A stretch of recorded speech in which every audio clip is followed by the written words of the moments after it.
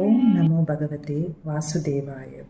Today we will see Chapter 10, Canto 1 of Bhagavatham with the title Departure of Lord Krishna for Dwaraka. So in this chapter we will see the journey of Lord Krishna from Hastinapura to Dwaraka.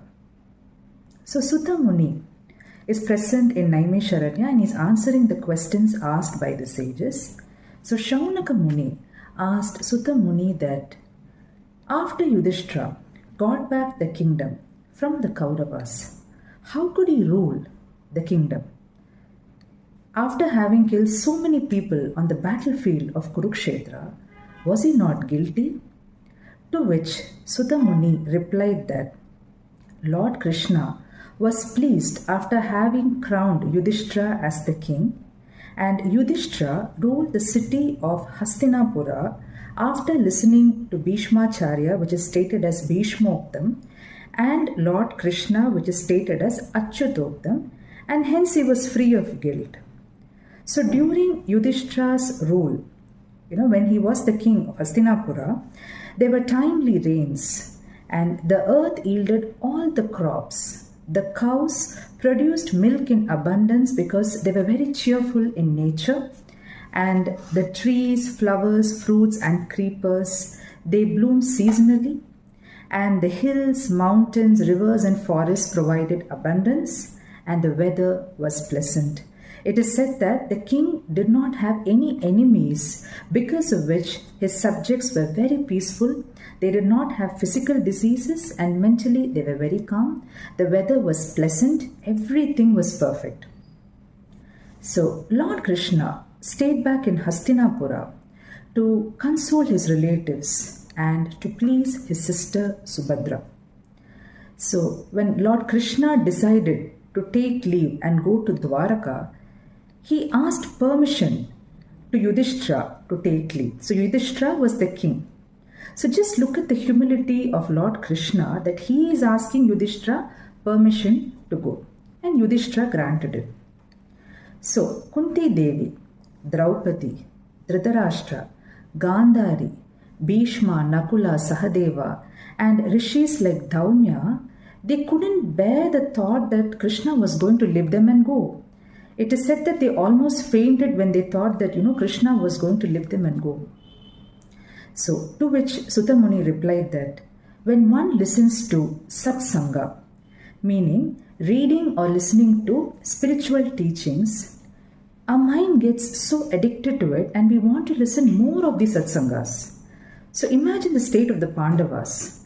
They were so close with Lord Krishna that they could see him darshana, they could touch him sparsha, speak with him samlabha, they could sleep with him shayana, they could eat with him bhojanaihi, and they sat with him asana. So they were so close with Krishna. So imagine their state, how horrible it would be for Pandavas at the thought that Krishna was going to leave them and go.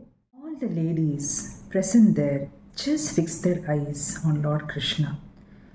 They wanted to cry, but they held back their tears because it was inauspicious for someone to cry when a person was about to begin his journey. So they held back their tears with great difficulty.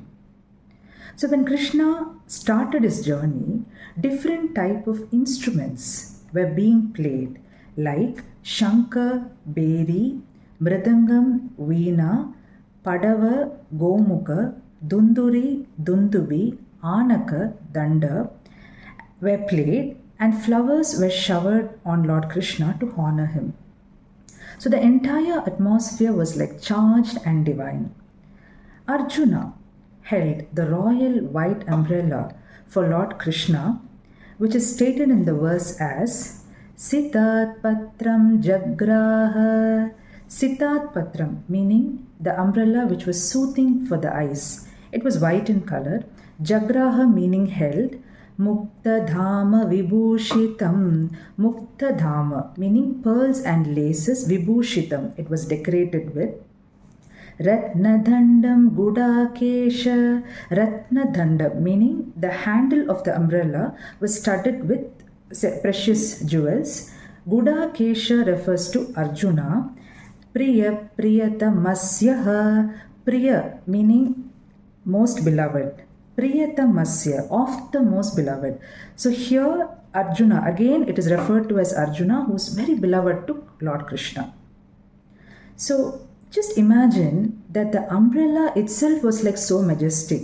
The handle is studded with jewels, and it is said that the horses of Yudhishthira wore gold jewelry. So from this we get to know how rich the city of Hastinapura was. Uddhava and Satyaki, who are actually the cousins of Lord Krishna, they fanned him on both sides, and the flowers were showered onto Lord Krishna by the ladies from their balconies, and Lord Krishna is sitting in his chariot with flowers all around him, and he's continuing his journey. So Sutta Muni said that the conversation among the ladies, it was very pleasing and beautiful, which is stated as Sarva Shruti Manoharaha, and it was more beautiful and pleasing than the hymns of the Vedas.